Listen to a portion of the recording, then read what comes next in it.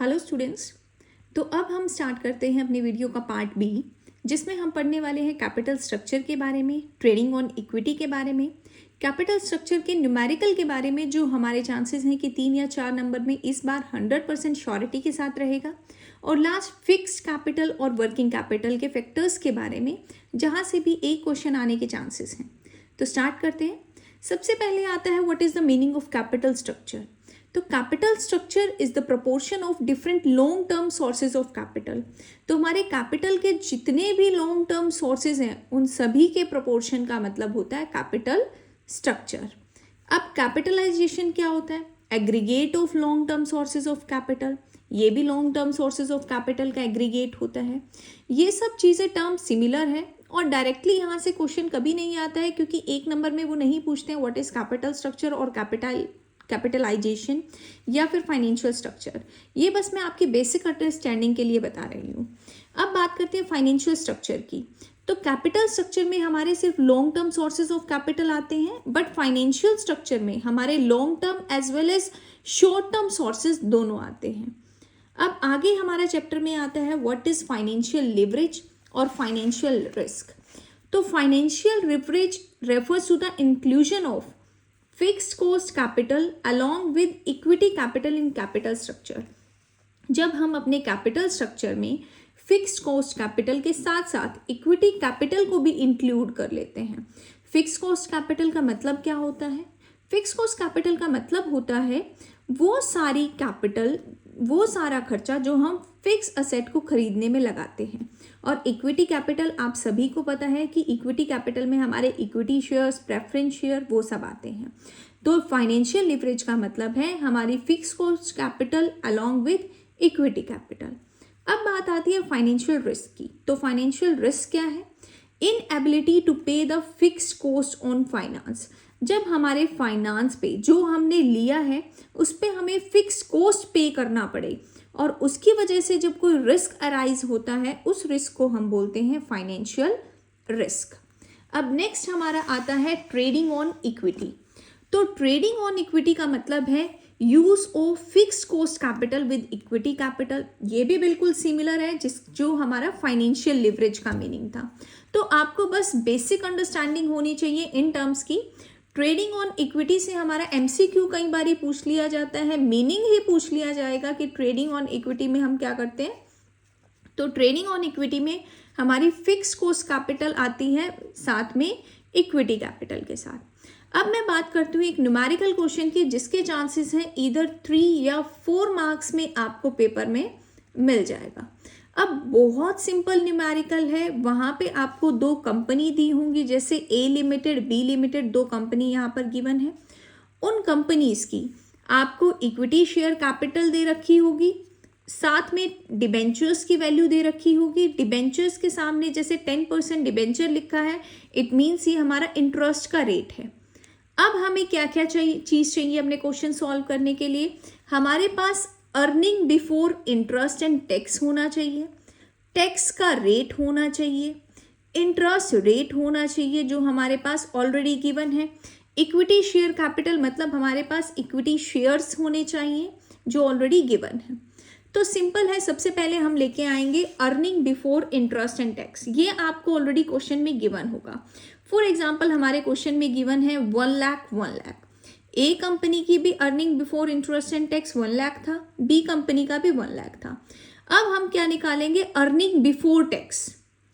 तो हम earning before tax करने के लिए हमें इंटरेस्ट को माइनस करना होगा। तो इंटरेस्ट हमारा गिवन है, ए कंपनी पे हमें कोई इंटरेस्ट गिवन नहीं है, बी कंपनी पे हमारा 3 लाख पे 10% गिवन है। तो 3 लाख का 10% हुआ 30,000।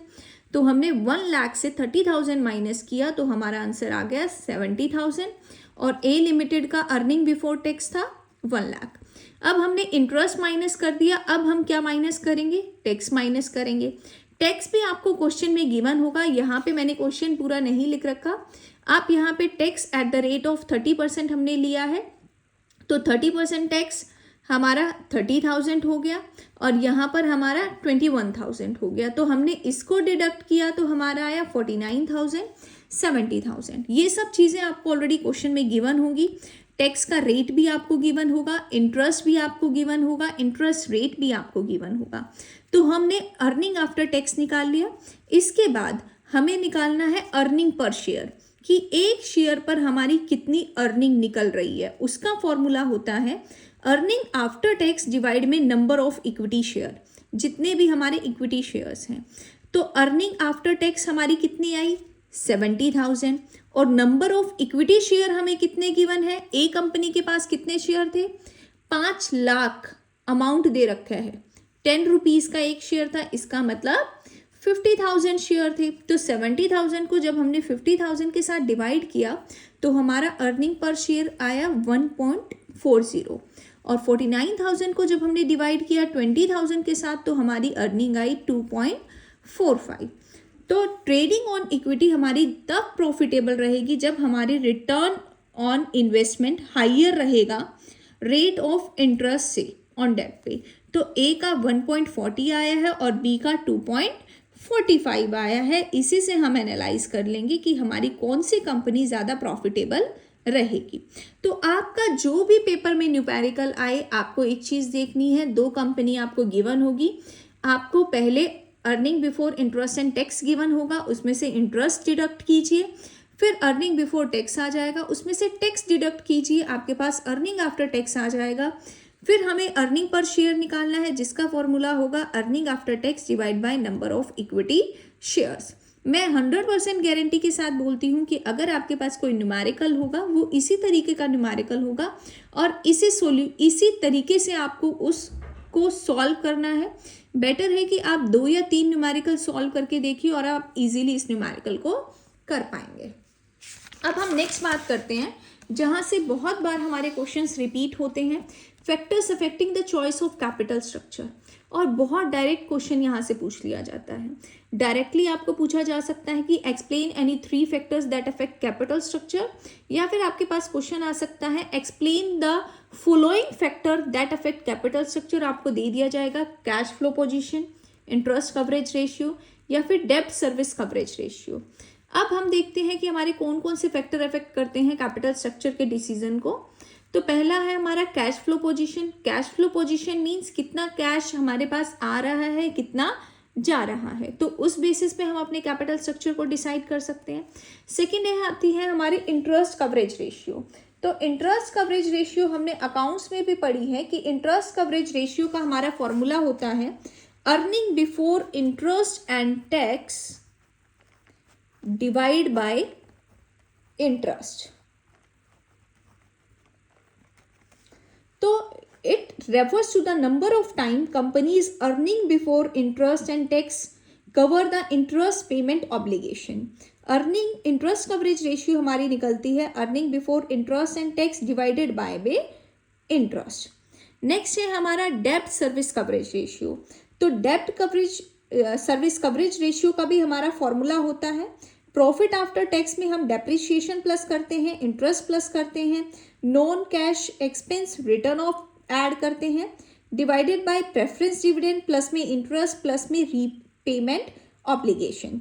अगर हमारी डेब्ट सर्विस कवरेज रेशियो ज़्यादा रहेगी तो हमारी कंपनी के पास ज़्यादा डेब्ट रहेगा कैपिटल स्ट्रक्चर में, क्योंकि हाई डेब्ट सर्विस कवरेज रेशियो इंडिकेट करती है कि हमारी कंपनी की एबिलिटी है कि हम अपने डेब्ट को पे कर सकते हैं। तो आपको ज़्यादा नहीं करना, सिर्फ इंटरेस्ट कवरेज रेशियो का आप फॉर्मूला याद रखिए, और डेब्ट सर्विस कवरेज रेशियो में आपको याद रखना है कि अगर हमारी डेब्ट सर्विस कवरेज रेशियो ज़्यादा होगी तो हमारी कंपनी के पास एबिलिटी होगी कि वो अपने डेब्ट को ईजिली पे कर सकती है। नेक्स्ट आता है हमारा रिटर्न ऑन इन्वेस्टमेंट। अगर हमारा रिटर्न ऑन इन्वेस्टमेंट ज़्यादा रहेगा रेट ऑफ इंटरेस्ट से तो कंपनी प्रेफर करेगी कि वो अपने कैपिटल स्ट्रक्चर में डेब्ट को यूज़ करे। बट अगर हमारा रिटर्न ऑन इन्वेस्टमेंट कम रहेगा रेट ऑफ इंटरेस्ट से तो कंपनी जो है उस टाइम पे डेब्ट को अवॉइड करके इक्विटी शेयर पे रिलाई करने की कोशिश करेगी। अब नेक्स्ट आता है हमारा टैक्स रिटर्न। तो टैक्स रिटर्न में जब हमारा टैक्स रेट हाई होंगे तो जो कंपनी है वो प्रेफर करेगी कि वो ज़्यादा डेब्ट पे फोकस करे, बट अगर हमारा टैक्स रेट कम होगा तो उस समय पे वो इक्विटी को प्रेफरेंस देगी। नेक्स्ट है हमारा कॉस्ट ऑफ डेब्ट, कि हमारा डेब्ट का खर्चा कितना आएगा। अगर जो फर्म है अरेंज कर सकती है borrowed fund low rate of interest पे, मतलब अगर हमारा रेट ऑफ इंटरेस्ट कम रहेगा डेब्ट पे तो वो डेब्ट को यूज़ करेंगी, बट अगर हमारा रेट ऑफ इंटरेस्ट ज़्यादा रहेगा तो उस केस में वो इक्विटी को यूज़ करेंगी। फ्लोटेशन कॉस्ट, हमें पता है कि फ्लोटेशन कॉस्ट हमारा वो कॉस्ट होता है जो डेब्ट या लोन रेज करने में हमारे एक्स्ट्रा एक्सपेंसेस आते हैं या इक्विटी शेयर इशू करने में एक्सपेंसेस आते हैं। अगर हमारा इक्विटी में ज़्यादा फ्लोटेशन कॉस्ट रहेगा तो हम डेब्ट को यूज़ करेंगे, डेब्ट में ज़्यादा रहेगा तो इक्विटी को यूज़ करेंगे। रिस्क कंसिडरेशन, जिसमें ज़्यादा रिस्क है उसको हम नहीं यूज़ करेंगे, जिसमें कम रिस्क है हम उसको प्रेफर करेंगे। फ्लेक्सिबिलिटी मतलब जो अगर हम डेब्ट को ज़्यादा यूज़ करते हैं तो हमारी जो फर्म है वो उसकी जो कैपेसिटी है वो रिस्ट्रिक्ट हो जाती है बोरो करने से, मतलब उसका जो कंट्रोल है वो कहीं ना कहीं लैक करेगा। तो इस केस में अगर हमें ज़्यादा फ्लेक्सिबिलिटी की रिक्वायरमेंट है तो हम इक्विटी को यूज़ करेंगे। Cost of equity capital, cost of equity capital मतलब अगर हमारा इक्विटी कैपिटल का कॉस्ट ज़्यादा होगा तो हम डेब्ट को यूज़ करेंगे और अगर कम होगा तो हम इक्विटी कैपिटल को यूज़ कर सकते हैं। रेगुलेटरी फ्रेमवर्क, तो जो शेयर्स और डिबेंचर को जब हम इशू करते हैं तो हमें सेबी की गाइडलाइंस के अकॉर्डिंग करना होगा, और लोन लेने के लिए कंपनी को मॉनेटरी पॉलिसीज़ को मॉनेटरी पॉलिसी की रेगुलेशंस को फॉलो करना होगा। तो ये भी हम उसके ऊपर डिपेंड करता है कि हमें कौन सी चीज़ को यूज़ करना है। अब हमारा नेक्स्ट बहुत सिंपल सा टॉपिक बच गया है, दैट इज़ फिक्स कैपिटल और वर्किंग कैपिटल। बहुत बेसिक टॉपिक है फिक्स और वर्किंग कैपिटल का। फिक्स कैपिटल वो कैपिटल होती है जो हम इन्वेस्ट करते हैं लॉन्ग टर्म एसेट्स में और जो हम यूज़ करते हैं फिक्स एसेट परचेज करने में, जैसे लैंड, बिल्डिंग और मशीनरी। साथ में वर्किंग कैपिटल वो कैपिटल होते हैं जो हम डे टू डे एक्टिविटीज़ में जो हमारा खर्चा होता है उसको मीटअप करने के लिए यूज़ करते हैं। तो वर्किंग कैपिटल हमारी current asset minus current liability होता है जो हम शॉर्ट टर्म एसेट्स में इन्वेस्ट करते हैं। उसके बाद दो और छोटी छोटी टर्म्स हैं, ग्रोस वर्किंग कैपिटल। तो gross working capital is the aggregate of current asset and net working capital means current asset minus में करंट लाइबिलिटीज। अब आपके पास बहुत बार क्वेश्चन रिपीट होता है, बहुत सिंपल क्वेश्चन रहता है, explain the factors that affect fix capital and working capital. कौन कौन से फैक्टर्स हैं जो फिक्स कैपिटल या वर्किंग कैपिटल को अफेक्ट करते हैं। तो फिक्स कैपिटल को जो फैक्टर्स अफेक्ट करते हैं सिमिलर वर्किंग कैपिटल को भी वही करते हैं। जैसे देखिए नेचर ऑफ बिजनेस, हमारे बिजनेस का नेचर कैसा है। स्केल ऑफ बिजनेस मतलब अगर हमारा बिजनेस ज़्यादा बड़ा है तो हमें फिक्स कैपिटल की ज़्यादा रिक्वायरमेंट होगी, बट अगर हमारा बिजनेस छोटा है तो हमें वर्किंग कैपिटल की ज़्यादा रिक्वायरमेंट होगी। चॉइस ऑफ टेक्निक, अगर हमारी कंपनी टेक्नोलॉजी मींस मशीनरी पे ज़्यादा फोकस करती है तो उस टाइम पे हमें फिक्स कैपिटल की रिक्वायरमेंट ज़्यादा होगी, क्योंकि जब हम फिक्स असेट को खरीदेंगे, मशीनरी को खरीदेंगे तो हमें पैसा ज़्यादा चाहिए। बट अगर हमारी कंपनी लेबर टेक्निक पर फोकस करती है, मींस हम लेबर को ज़्यादा यूज़ करते हैं, तो उस समय पे हमें वर्किंग कैपिटल की रिक्वायरमेंट ज़्यादा होगी। टेक्नोलॉजिकल अपग्रेडेशन, अगर हमें बार बार टेक्नोलॉजी चेंज करने की ज़रूरत पड़ती है तो उस केस में हम फिक्स कैपिटल की रिक्वायरमेंट ज़्यादा रखेंगे। बट अगर हम सिमिलर टेक्नोलॉजी को यूज़ करते हैं तो हमें वर्किंग कैपिटल की रिक्वायरमेंट ज़्यादा रहेगी, फिक्स की कम रहेगी। ग्रोथ प्रोस्पेक्ट, अगर हमें लगता है कि हमारा जो बिजनेस है वो आगे बार बार ग्रो करने वाला है तो उस केस में हमें फिक्स कैपिटल ज़्यादा चाहिए, क्योंकि अगर ग्रो करेगा तो हमें ज़्यादा असेट खरीदने पड़ेंगे, ज़्यादा इन्वेस्टमेंट करनी पड़ेगी। बट अगर हम वर्किंग कैपिटल की बात करते हैं तो उसको वर्किंग कैपिटल की रिक्वायरमेंट वहाँ पे कम रहेगी।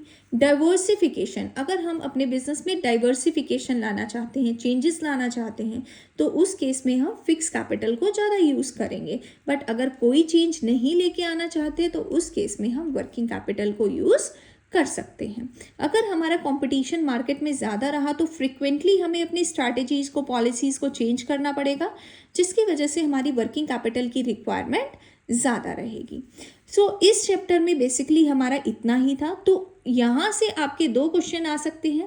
पहला क्वेश्चन कि factor affecting fix capital, working capital, और सेकेंड क्वेश्चन जिसके मैं चांसेस मान रही हूँ इस बार, दैट इज़ हमारा जो न्यूमेरिकल है, EBIT EPS एनालिसिस का यहाँ से आ सकता है, या फिर आपको ऑप्शन भी मिल सकता है कि आप इस न्यूमेरिकल को सॉल्व कर सकते हैं, या फिर जो फैक्टर्स अफेक्ट करते हैं कैपिटल स्ट्रक्चर को वहाँ से आपको क्वेश्चन मिल सकता है। तो पार्ट बी में बस इतना ही। होप सो आपको वीडियो पसंद आई होगी। तो प्लीज़ चैनल को लाइक करें और सब्सक्राइब करें। अगर आपको कोई भी डाउट है या अगर आपको कोई और वीडियो चाहिए किसी स्पेसिफिक टॉपिक पे जो आपको समझने में मुश्किल हो रही है, तो please feel free to message and comment on the video. Thank you very much.